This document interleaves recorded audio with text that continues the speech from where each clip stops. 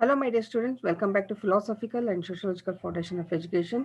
In this today's class, I'll be discussing on idealism. In idealism, I'll be discussing on what are the aims and objectives of idealism, curriculum of idealism, methods of teaching, teacher-people relationship, and discipline.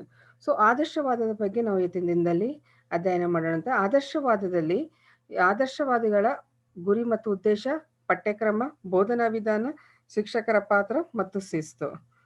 So, what is idealism? This idealism, it is the oldest school of philosophy which had large number of followers.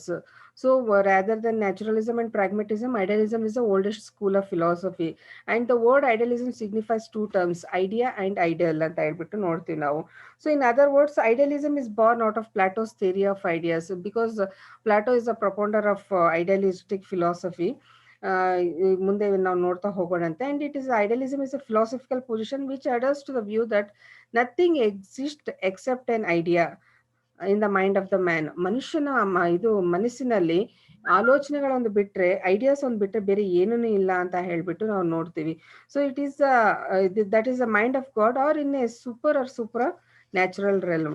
So the pioneers of idealism ಅಂದ್ರೆ ಆದರ್ಶವಾದ ಪ್ರತಿಪಾದಕರು ಯಾರ್ಯಾರಿದ್ದಾರೆ ಅಂತಂತಂದ್ರೆ western ಪೈನರ್ಸ್ ನಾವು ನೋಡಿದ್ವಿ ಅಂತಂದ್ರೆ if hour western ಪ್ರೊಪೌಂಡರ್ಸ್ ಪಾಶ್ಚಿಮಾತ್ಯ ಪ್ರತಿಪಾದಕರನ್ನ ನಾವು ನೋಡೋದಾದ್ರೆ they are Socrates, Plato, Fitch, Hegel, Kant, Spinoza, Descartes, and others.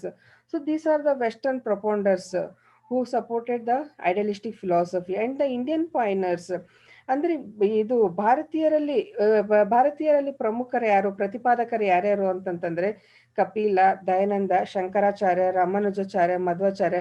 Shankaracharya, Ramanujacharya, Madhvacharya, they come under the Advaitic Vedanta philosophy.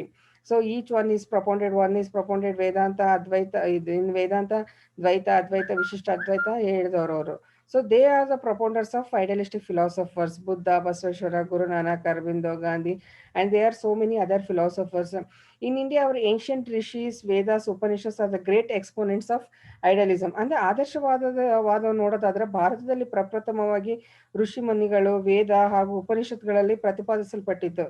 So ಅದರ ನಂತರ ನಾವು ಇಂಡಿಯನ್ ಫಿಲಾಸಫರ್ಸ್ನ ನಾವಿಲ್ಲಿ ನೋಡ್ಬೋದು ಐಡಿಯಲಿಸಮ್ ಅಲ್ಲಿ. So the principles of idealism. The first principle is that idealism, the first thing we should know that is idealism was propounded by Plato. So ಆದರ್ಶವಾದದ ಪ್ರವರ್ತಕರು ಯಾರು ಅಂತಂದ್ರೆ plateau ಆಗಿದ್ದಾರೆ. So that is the reason that while in the beginning, while I was discussing, I told that so idealism is born out of the Plato's theory of ideas. So this idealism was propounded by Plato. There are two forms of the whole world. So idealism is of the opinion that there are two worlds. One is the spiritual world and the other one is the material world. And the spiritual world, this physical world is a part of the spiritual world, and spiritual world has gained lot of importance. ಅಂದ್ರೆ ಆದರ್ಶವಾದಿಗಳು ಏನ್ ಹೇಳ್ತಾರೆ ಅಂತಂದ್ರೆ ಜಗತ್ತನ್ನು ಭೌತಿಕ ಜಗತ್ತು ಮತ್ತೆ ಆಧ್ಯಾತ್ಮಿಕ ಜಗತ್ತು ಎಂದು ವಿಂಗಡಿಸಿದ್ದಾರೆ. ಆಮೇಲೆ ಇದು ಭೌತಿಕ ಜಗತ್ತು ಯಾವ ರೀತಿಯಲ್ಲಿ ಇದೆ ಅಂತಂದ್ರೆ ಆಧ್ಯಾತ್ಮಿಕ ಜಗತ್ತು ಒಂದು ಭಾಗ ಮತ್ತು ಭೌತಿಕ ಜಗತ್ತಿಗೆ ಹೆಚ್ಚಿನ ಮಹತ್ವವನ್ನು ಕೊಟ್ಟಿದ್ದಾರೆ. They gave more importance to the spiritual world, and ideas are more important than objects. So ideals are more important than objects. So according to this idealistic philosophers, they say that knowledge of mind and sound can be obtained through ideas only. It cannot be obtained through any other means. Anything that has to be obtained, it is only through the ideas. And the importance of man over nature. So ಈ ಪ್ರಕೃತಿಗಿನ ಮಿಗಿಲಾದದ್ದು ಅಂತಂದ್ರೆ ಮುಖ್ಯವಾದದ್ದು ಯಾರು ಆಗಿದ್ದಾರೆ ಅಂತಂದ್ರೆ ಮನುಷ್ಯನಾಗಿದ್ದಾನೆ ಅಂತ ಹೇಳ್ಬಿಟ್ಟು ಆದರ್ಶವಾದಿಗಳು ಪ್ರತಿಪಾದಿಸ್ತಾರೆ. To idealist man is more important than material nature. It is because man can think and experience about material objects and material phenomena. So these idealistic philosophers, they gave more importance to this one. Man is more important than the material nature. So ನಮಗೆ ಕಣ್ಣಿಗೆ ಕಾಣುವಂಥ ಜಗತ್ತು ನಮ್ಮ ಕಣ್ಣು ಮುಂದೆ ಇದ್ರೂ ಈ ಎಲ್ಲ ಕಣ್ಣಿಗೆ ಕಾಣುವಂಥ ಜಗತ್ತು ಪ್ರಕೃತಿ ಎಲ್ಲದಕ್ಕಿಂತ ಮುಖ್ಯವಾಗಿ ಏನಾಗಿದೆ, ಏನು ಯಾವುದಕ್ಕೆ ಮುಖ್ಯ ಸ್ಥಾನ ಕೊಟ್ಟಿದ್ದಾರೆ ಅಂತಂತಂದ್ರೆ ಮಾನವನಿಗೆ ಅತಿ ಮುಖ್ಯವಾದ ಸ್ಥಾನವನ್ನು ಕೊಟ್ಟಿದ್ದಾರೆ. ಯಾಕಂತಂದ್ರೆ ಮಾನವನು ಆಲೋಚನೆ ಮಾಡುವಂತವನಾಗಿದ್ದಾನೆ, ಆಮೇಲೆ ಅನುಭವಿಸುವಂತವನಾಗಿದ್ದಾನೆ. ಸೊ ಇವೆಲ್ಲದಕ್ಕೂ ಮಿಗಿಲಾಗಿದ್ದದ್ದು ಯಾವುದು ಅಂತಂತಂದ್ರೆ ಎಲ್ಲಾ ಮೆಟೀರಿಯಲ್ ಆಬ್ಜೆಕ್ಟ್ಸ್ಗಿನ ಮೆಟೀರಿಯಲ್ ಫಿನಾಮಿನಾಕಿನ ಮ್ಯಾನ್ ಈಸ್ ಮೋರ್ ಇಂಪಾರ್ಟೆಂಟ್ ಅಂತ ಹೇಳ್ಬಿಟ್ಟು idealistic philosophers they believe. Then faith in spiritual values. The prime aim of life is to achieve the spiritual values. They are the truth, beauty, and goodness. So, idealism, they consider that three spiritual values. ಮೂರು ಮುಖ್ಯವಾದಂಥ ಆಧ್ಯಾತ್ಮಿಕ ಮೌಲ್ಯಗಳನ್ನು ಅವರು ಇದನ್ನ ಪ್ರತಿಪಾದಿಸ್ತಾರೆ. ಯಾವ್ದ್ಯಾವ್ದು ಅಂತಂತಂದ್ರೆ that is truth, beauty and goodness, ಸತ್ಯಂ ಶಿವಂ ಸುಂದರಂ. So ಸತ್ಯಂ ಶಿವಂ ಸುಂದರಂ ಅಂದ್ರೆ ಯಾವುದು ಸತ್ಯವಾಗಿದೆಯೋ, ಒಳ್ಳೇದಾಗಿದೆಯೋ, ಸುಂದರವಾಗಿದೆಯೋ ಅದು ವಾದದವರ ಮೇರೆಗೆ ಮೂರು ಅತ್ಯುನ್ನತ ಆಧ್ಯಾತ್ಮಿಕ ಮೌಲ್ಯಗಳಾಗಿವೆ ಅಂತ ಹೇಳ್ಬಿಟ್ಟು ಹೇಳ್ತಾರೆ. And mind and soul are more important and real than matter and body, because matter perishes, body collapses, whereas mind and soul is immutable and non perishable. So ಇದು ಆದರ್ಶವಾದಿಗಳು ಏನು ಹೇಳ್ತಾರೆ ಅಂತಂತಂದ್ರೆ ಬುದ್ಧಿ ಹಾಗೂ ಆತ್ಮಗಳು ಮುಖ್ಯವೇ ಹೊರತು ವಸ್ತು ಹಾಗೂ ದೇಹ ಮುಖ್ಯ ಅಲ್ಲ ಅಂತ ಹೇಳ್ಬಿಟ್ಟು. ಸೊ ಮನುಷ್ಯನಲ್ಲಿ ಎಲ್ಲಿ ತನಕ ಬುದ್ಧಿ ಇದೆ, ಎಲ್ಲಿ ತನಕ ಆತ್ಮ ಇದೆನೋ ಅಲ್ಲಿ ತನಕ ಮನುಷ್ಯನಲ್ಲಿ ಬುದ್ಧಿ ಇರುತ್ತೆ. ಸೊ ಬುದ್ಧಿ ಮತ್ತು ಆತ್ಮಗಳು ಇವೆರಡನ್ನೇ ಇದು ತುಂಬಾನೇ ಮುಖ್ಯವಾಗಿದ್ದಾವೆ. ಸೊ ಅದನ್ನು ಹೊರತುಪಡಿಸಿ ವಸ್ತು ಮತ್ತು ದೇಹ ಮುಖ್ಯವಲ್ಲ ಅಂತ ಹೇಳ್ಬಿಟ್ಟು ಹೇಳ್ತಾರೆ. ಯಾಕಂದ್ರೆ ವಸ್ತು ನಿರ್ಮೂಲವಾಗುತ್ತೆ, ದೇಹ ನಶ್ವರವಾಗುತ್ತೆ, ಆದ್ರೆ ಆತ್ಮ ಮಾತ್ರ ಶಾಶ್ವತ ಆಗಿರುತ್ತೆ ಅಂತ ಹೇಳ್ಬಿಟ್ಟು ಅವ್ರದ್ದು ನಂಬಿಕೆ. ಅಂದ್ರೆ what they say is that ಮನುಷ್ಯನ ದೇಹ ಇದು ನಶ್ವರವಾಗುತ್ತೆ, ಆಮೇಲೆ ವಸ್ತುಗಳನ್ನು ನಿರ್ಮೂಲ ಆಗ್ತವೆ, ಆದ್ರೆ ಆತ್ಮ ಮಾತ್ರ ಶಾಶ್ವತ ಆಗಿರುತ್ತೆ ಅಂತ ಹೇಳ್ಬಿಟ್ಟು ಹೇಳ್ತಾರೆ. And idealism stands for unity in diversity. ವಿಧೇಯತೆಯಲ್ಲಿ ಐಕ್ಯತೆಯನ್ನು ಸಮರ್ಥಿಸಿಕೊಳ್ಳೋದು ಆದರ್ಶವಾದಿಗಳ ಪ್ರತಿಪಾದನೆ ಆಗಿದೆ. Then they give importance to the personality development. ವ್ಯಕ್ತಿತ್ವ ಬೆಳವಣಿಗೆ ತುಂಬಾನೇ ಪ್ರಾಮುಖ್ಯತೆಯನ್ನು ಕೊಟ್ಟಿದ್ದಾರೆ. Idealist give much importance to the self of the individual, hence they insist upon the fullest development of the personality of an individual. So ಇದು idealistic philosopher ಅವರು ಯಾವುದಕ್ಕೆ ಬಹಳ ಮುಖ್ಯವನ್ನು ಕೊಟ್ಟಿದ್ದಾರೆ ಅಂದ್ರೆ ವ್ಯಕ್ತಿಗೆ ಮತ್ತು ವ್ಯಕ್ತಿಯ ವ್ಯಕ್ತಿತ್ವವನ್ನು ಬೆಳೆಸಲಿಕ್ಕೆ, ಪರಿಪೂರ್ಣ ವ್ಯಕ್ತಿತ್ವವನ್ನು ಬೆಳೆಸಲಿಕ್ಕೆ ಅವರು ತುಂಬಾ ಪ್ರಾಮುಖ್ಯತೆಯನ್ನು ಕೊಟ್ಟಿದ್ದಾರೆ. So what are the aims and objectives of idealism? So ಇದು ಆದರ್ಶವಾದಿಗಳ ಮುಖ್ಯವಾದ ಗುರಿ ಮತ್ತು ಉದ್ದೇಶಗಳೇನಾಗಿದ್ದಾವೆ? The main importance, the main aims and objectives of idealism is self-realization or exaltation of personality. So according to idealism, man is the most beautiful creation of God. So ಆದರ್ಶವಾದಿಗಳ ಪ್ರಕಾರ ಏನಾಗಿದೆ ಅಂತಂತಂದ್ರೆ ಎಲ್ಲಾ ಸೃಷ್ಟಿಯಲ್ಲಿ, ದೇವರು ಎಲ್ಲ ಮಾಡಿದಂತ ಎಲ್ಲಾ ಸೃಷ್ಟಿಯಲ್ಲಿ ಮನುಷ್ಯನು ತುಂಬಾ ಸುಂದರವಾದಂತ ಸೃಷ್ಟಿ ಅಂತ ಹೇಳ್ಬಿಟ್ಟು ಅವರ ನಂಬಿಕೆ. Hence the idealist advocates and they lay great stress on the exaltation of human personality. So ಹೀಗಾಗ್ಬಿಟ್ಟು ಏನ್ ಮಾಡ್ತಾರೆ ಅಂತಂದ್ರೆ ಎಲ್ಲಾ ಸೃಷ್ಟಿ, ದೇವರು ಮಾಡಿದಂತ ಎಲ್ಲಾ ಸೃಷ್ಟಿಯಲ್ಲಿ ಮಾನವನು ಸುಂದರವಾದ ಸೃಷ್ಟಿಯಾಗಿದ್ದಾನೆ. ಸೊ ಹಿಂಗಾಗ್ಬಿಟ್ಟು ಮಾನವನ ಪರಿಪೂರ್ಣ ವ್ಯಕ್ತಿತ್ವವನ್ನು ಬೆಳೆಸಲಿಕ್ಕೆ ಅವರು ತುಂಬಾನೇ ಆಸಕ್ತಿಯನ್ನು ತೋರಿಸ್ತಾರೆ. And they ensure the spiritual development. So idealist give greater importance to spiritual values in comparison with material attainments. So ಭೌತಿಕ ಇದು ವಸ್ತುವಿನ ಯಾವುದಕ್ಕೆ ಅವರು ಪ್ರಾಮುಖ್ಯತೆಯನ್ನು ಕೊಡ್ತಾರೆ ಅಂತಂದ್ರೆ ಆಧ್ಯಾತ್ಮಿಕ ಮೌಲ್ಯಗಳಿಗೆ ಪ್ರಾಮುಖ್ಯತೆ ಕೊಡ್ತಾರೆ. ಸೊ ಈ ಆಧ್ಯಾತ್ಮಿಕ ಮೌಲ್ಯಗಳು ಯಾವ್ಯಾವ ಆಗಿದ್ದಾವೆ ಅಂತಂತಂದ್ರೆ ಸತ್ಯ, ಇದು truth, beauty and goodness, that is ಸತ್ಯಂ ಶಿವಂ ಅಂಡ್ ಸುಂದರಂ. So idealist asserts that to develop spiritual values in the individual, pursuits of the highest ideals, namely truth, beauty and goodness, should be encouraged more and more.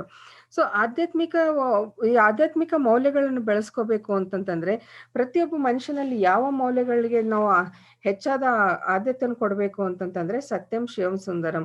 ಯಾಕಂತಂತಂದ್ರೆ ಯಾವುದು ಸತ್ಯವಾಗಿದೆನೋ, ಒಳ್ಳೇದಾಗಿದೆನೋ, ಸುಂದರವಾಗಿದೆನೋ ಅದು ಆದರ್ಶವಾದಿಗಳು ಏನ್ ಹೇಳ್ತಾರೆ ಅಂತಂದ್ರೆ ಅವೇ ಅತ್ಯುನ್ನತವಾದ ಆಧ್ಯಾತ್ಮಿಕ ಮೌಲ್ಯಗಳಾಗಿದ್ದಾವೆ ಅಂತ ಹೇಳ್ಬಿಟ್ಟು ಅವರ ನಂಬಿಕೆ ಆಗಿದೆ.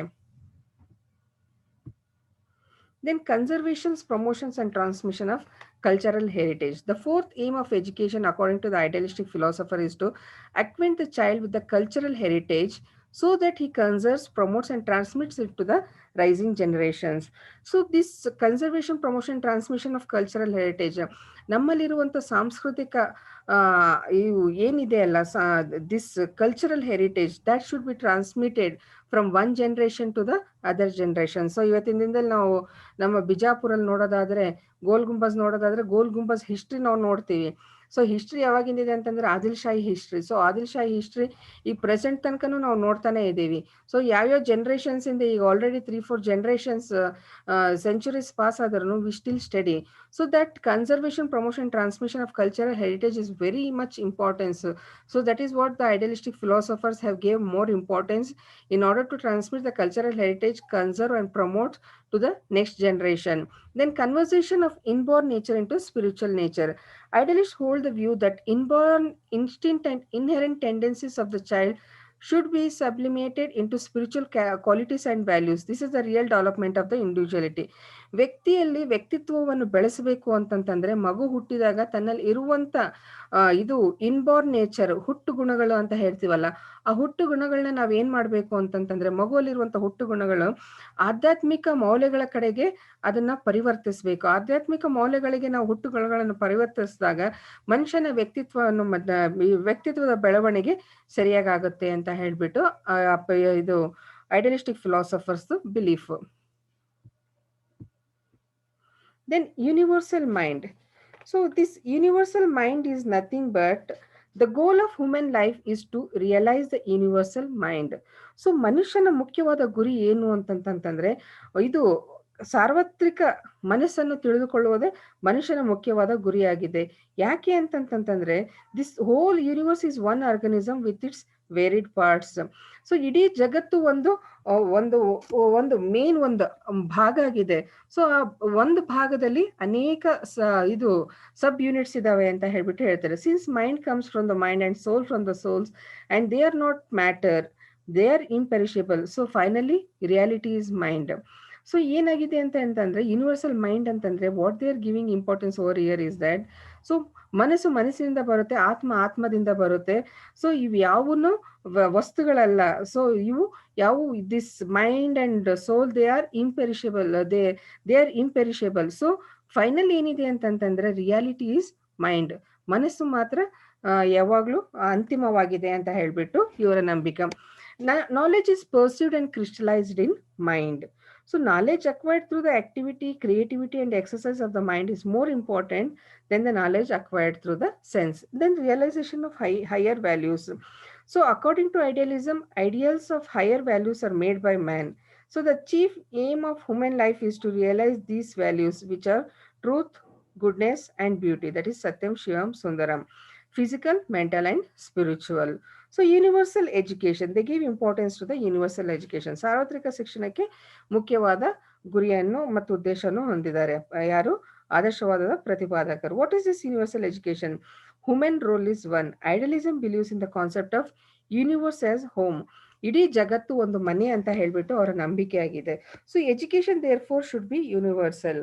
ಸೊ ಹಿಂಗಾಗ್ಬಿಟ್ಟು ಶಿಕ್ಷಣ ಸಾರ್ವತ್ರಿಕವಾಗಿರ್ಬೇಕು ಅಂತ ಹೇಳ್ಬಿಟ್ಟು ಆದರ್ಶವಾದಿಗಳು ಪ್ರತಿಪಾದಿಸ್ತಾರೆ.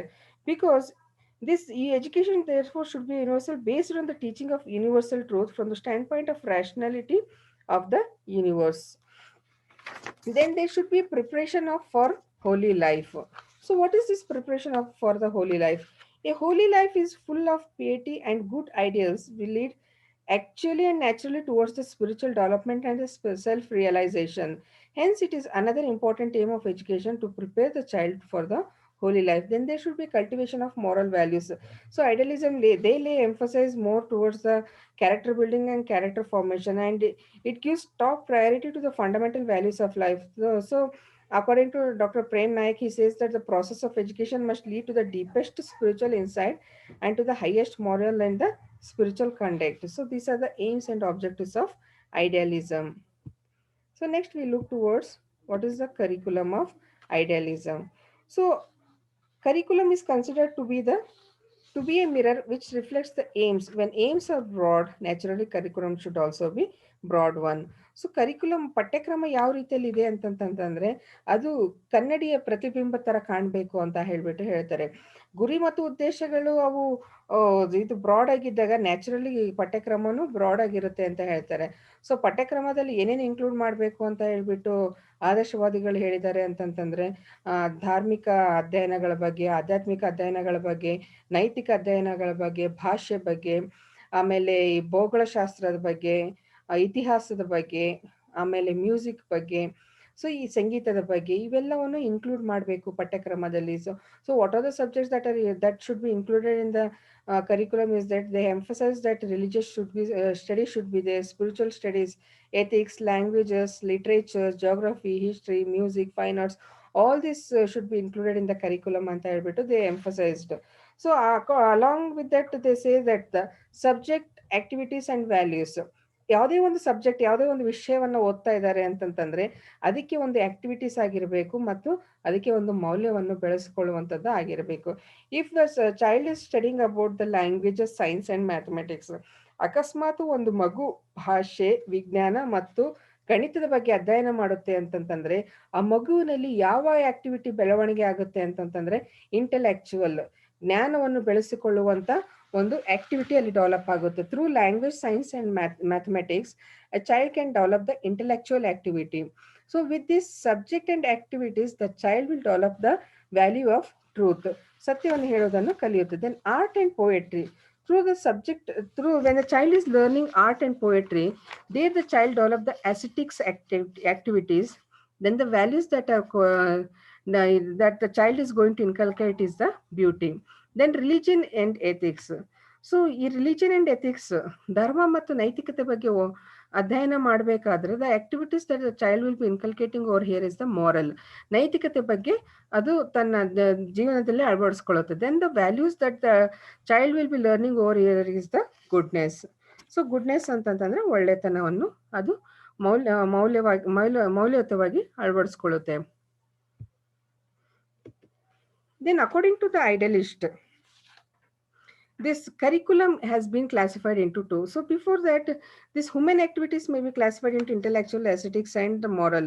So on the basis of this, greater importance is given in this one given to humanities, culture, art, history, philosophy, literature, and religion. Besides study of science, social studies, and mathematics are also given due recognition. So these idealistic philosophers, they are classified it into two, that is the physical activities and the spiritual activities. Under the physical activities ಅಂತಂದ್ರೆ ದೈಹಿಕ ಚಟುವಟಿಕೆಗಳಲ್ಲಿ ಯಾವ್ದಾವ್ದು ಬರ್ತವೆ ಅಂತಂದ್ರೆ care of body and the skills. So ನಮ್ಮ ವ್ಯಕ್ತಿಯ ಬಗ್ಗೆ, ತನ್ನ ದೇಹದ ಬಗ್ಗೆ ಇದನ್ನ what they by taking care of the body and the skills. Then the spiritual activities. In the spiritual activities, the curriculum includes the intellectual, moral, aesthetics, and the religion. So these are the things that are included in the curriculum. Next, we'll look towards the method of teaching. So here, this idealistic philosophers, they haven't given any particular method of teaching. So ಇಲ್ಲಿ ಯಾವುದೇ ರೀತಿಯಾದಂಥ specific method of teaching ಇಲ್ಲ. So Socrates is a western philosopher. He has given the this one question answer method, ಅಂದ್ರೆ ಪ್ರಶ್ನೋತ್ತರ ವಿಧಾನವನ್ನು ಹೇಳಿದ್ದಾರೆ. Then Plato, he emphasise discourse method. Then Aristotle advocated inductive deductive method ಅಂತಂತಂದ್ರೆ ಅನುಗಮನ ಮತ್ತು ನಿಗಮನ ವಿಧಾನ. Then Herbert Spencer, he advocated instruction method. So Butler has rightly remarked that idealists consider themselves as creator and determiners of the methods, not devotees of someone method. So ಅವರು ತಮ್ಮದೇ ಆದಂಥ ಒಂದು ಹೊಸ ಆಲೋಚನೆಗಳನ್ನು ಕೊಡುವವರಾಗಿದ್ದಾರೆ. ಬೇರೆ ಯಾರೋ ಹೇಳಿದಂಥ ಆಲೋಚನೆಗಳು, ಬೇರೆ ಯಾರೋ ಹೇಳುವಂಥ ಬೋಧನಾ ವಿಧಾನಗಳನ್ನು ಇದು ಆದರ್ಶವಾದಿಗಳು ಪ್ರತಿಪಾದಿಸೋದಿಲ್ಲ. ತಮ್ಮದೇ ಆದಂಥ ಒಂದು ಬೋಧನಾ ವಿಧಾನಗಳನ್ನು ಇದು ಆದರ್ಶವಾದಿಗಳು ಅಳವಡಿಸ್ಕೊಂಡಿದ್ದಾರೆ. So the main things what they say is that they adapted the classroom teaching method, ಅಂದ್ರೆ ವರ್ಗಕೋಣೆಯ ಬೋಧನಾ ವಿಧಾನವನ್ನು ಅಳವಡಿಸ್ಕೊಂಡಿದ್ದಾರೆ. ಸೊ ಇದ್ರಲ್ಲಿ ಮೇನ್ ಏನೇನು ಬರುತ್ತೆ ಅಂತಂದ್ರೆ, ಸೊ ಲೆಕ್ಚರರ್ ಮೆಥಡ್, ಉಪನ್ಯಾಸ ಪದ್ಧತಿ ಅಥವಾ ಉಪನ್ಯಾಸ ವಿಧಾನವನ್ನು ಅಳವಡಿಸ್ಕೊಂಡಿದ್ದು. ಕ್ವಶನ್ ಆನ್ಸರ್ ಮೆಥಡ್, ಪ್ರಶ್ನೋತ್ತರ ವಿಧಾನ. ಇಂಡಕ್ಟಿವ್ ಅಂಡ್ ಡಿಡಕ್ಟಿವ್ ಮೆಥಡ್, ಅನುಗಮನ ಮತ್ತು ನಿಗಮನ ವಿಧಾನ. ಇಮಿಟೇಷನ್ ಮೆಥಡ್, ಅನುಕರಣ ವಿಧಾನ. Then direct experience and observation method. In addition to these, meditations, prayer are strongly emphasized by the followers of the idealistic philosophers. So these are the method of teaching according to the idealistic philosopher. Then next we'll see towards what the idealistic philosophers believe about the teacher. So in the realm of idealism, the role of teacher is very important and glorious. Idealistic philosophy believes that this planned creation has two parts: the child, the teacher, the child as students.